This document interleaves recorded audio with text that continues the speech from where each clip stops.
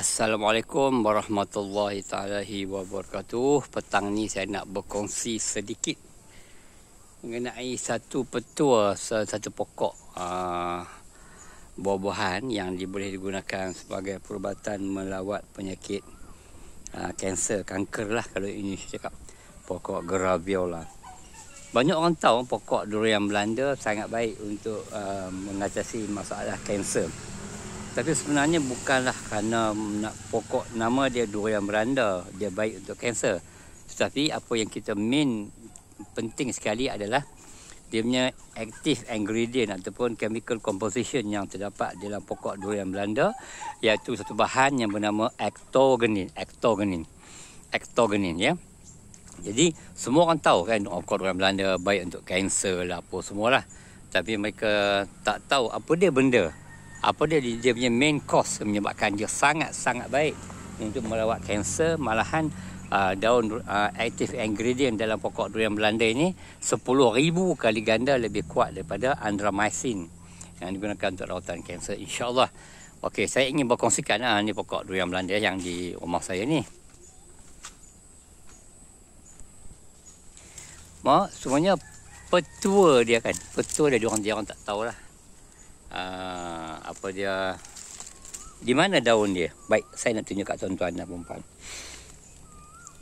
Bahagian yang ada paling banyak sebatian kimia yang bernama actogenin adalah daun nombor 5 daripada pucuk.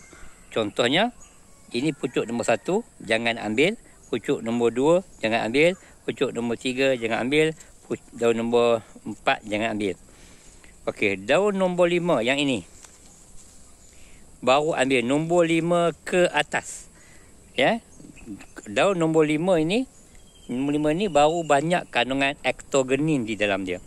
Kekuatan actogenin ini 10,000 kali ganda daripada ubat andramycin untuk kemo dan sebagainya.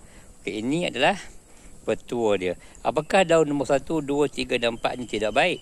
Baik, tapi dia baik untuk menyejukkan badan dan dia baik untuk mereka yang kena penyakit sawan tarik. Sawan, epilepsi kan. Okey, ini daun nombor 5 ke atas, dan pastikan walaupun daun nombor 5, mesti pokok ni sudah pernah berbuah seperti inilah. Mesti pokok yang pernah berbuah. Dan diambil 21 helai dan dimasak. Dia ada pemasakannya. Itu perkongsian untuk daun durian Belanda sahaja. Sebab semua orang tahu daun ni ubat ni, tapi mereka tahu kaedah dia macam mana. Okey, bila nak mengambil daun, pastikan waktunya juga harus diambil kira, iaitu waktu duha, apabila matahari naik segala sebelum pukul 12. Itulah masanya, edahnya apabila kita nak ambil sesuatu bahan pada pokok, terutama yang di bahagian atas, daun, ranting, buah, bunga, biji, dahan, mesti diambil ketika waktu duha. Sekian untuk perkongsian untuk sekali ini. Assalamualaikum warahmatullahi ta'ala wabarakatuh.